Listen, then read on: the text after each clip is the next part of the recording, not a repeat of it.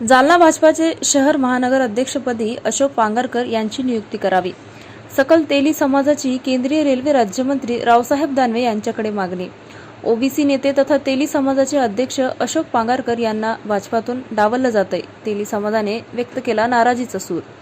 जालना लोकसभेसाठी इतर समाज घटकांचा अशोक पांगारकर यांना आग्रह.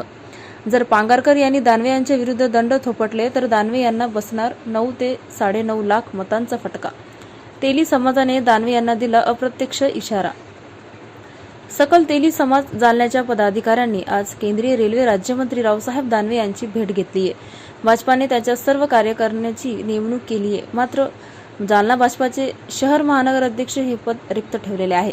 त्या पदासाठी ओबीसी जिल्हा समन्वय तथा तेली समाजाचे अध्यक्ष अशोक पांगारकर हे योग्य असून त्यांची त्या पदावर नियुक्ती करावी अशी मागणी सकल तेली समाजाने आज केंद्रीय रेल्वे राज्यमंत्री रावसाहेब दानवे यांच्याकडे केली आहे.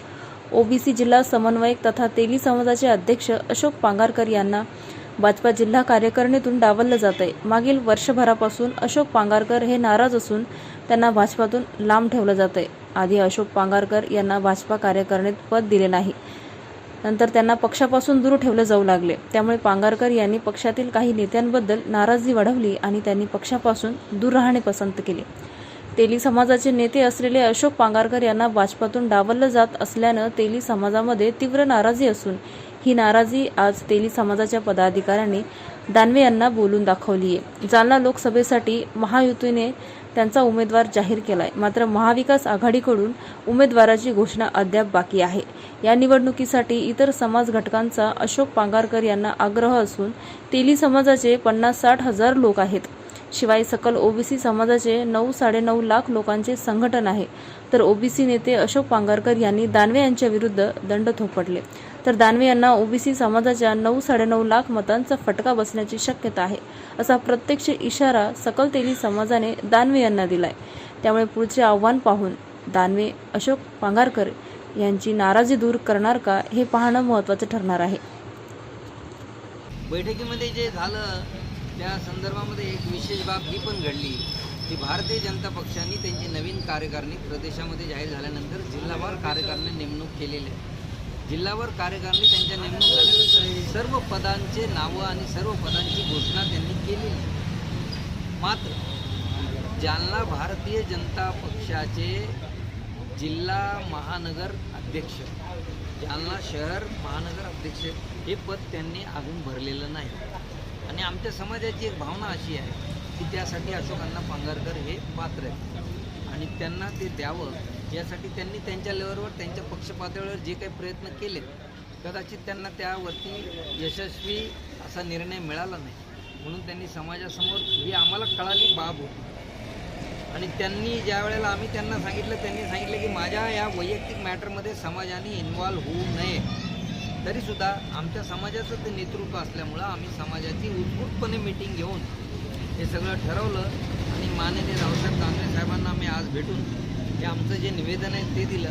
अशोक अण्णांवरती जो काही अन्याय झाला असेल तो अन्याय त्यांनी ताबडतोब दूर करावा अशी विनंती त्यांना केली आणि दानवे साहेबांनी आम्हाला आश्वासित केलं की ते लवकरच, पण त्यांचं म्हणणं होतं की त्यांना ज्या अडचणी आहेत इलेक्शनच्या त्या इलेक्शननंतर मी 100% तुमच्या समाजाने जे सांगितले मला त्याच्यावर 100% मी निर्णय घेऊन तो निर्णय मी करीन. आता प्रश्न असाही राहिला आहे की इलेक्शनच्या या वातावरणामध्ये बऱ्याच गोष्टीच्या वावड्या उठत असतात. माननीय अशोक अण्णा पांगारकर संदर्भामध्ये त्यांच्याशी आम्ही बोलल्यानंतर त्यांनी स्पष्टपणे एक बाब आम्हाला नमूद केली की ते BJPचे होते, ते BJPचे राहतील आणि ते BJPचेच आहेत हे त्यांनी कबूल केले. पण फक्त एकच उमेदवारी लोकसभेची भारतीय जनता पक्षाची सध्या डिक्लेअर झालेली आहे. पण इतर जे पक्ष आहेत, मोठे मोठे पक्ष आहेत, छोटे मोठे वंचित आहेत, ते या सगळ्या लोकांचा आतोनात आग्रह अशोक अण्णा पांगारकर यांनी याच्यामध्ये लीड घ्यावी अशा पद्धतीचा आहे. आता या संदर्भात आम्ही लवकरच समाजाची मीटिंग घेऊ, अशोक अण्णा पांगारकर यांच्याशी व्यवस्थित चर्चा करू आणि त्या चर्चेनंतर आमचा समाज निर्णय घेईल. पण तूर्त आम्ही आश्वासित झालेलो आहे. निदान आम्ही आमचा जो समाज आहे तो 50-60 हजार लोकांचा आमचा स्वतःचा समाज आणि ओबीसीचे जे संघटन अशोक अण्णांनी जिल्हा समन्वयक म्हणून केलेले आहे ते 9-9.5 लाख लोकांचं आमचं संघटन.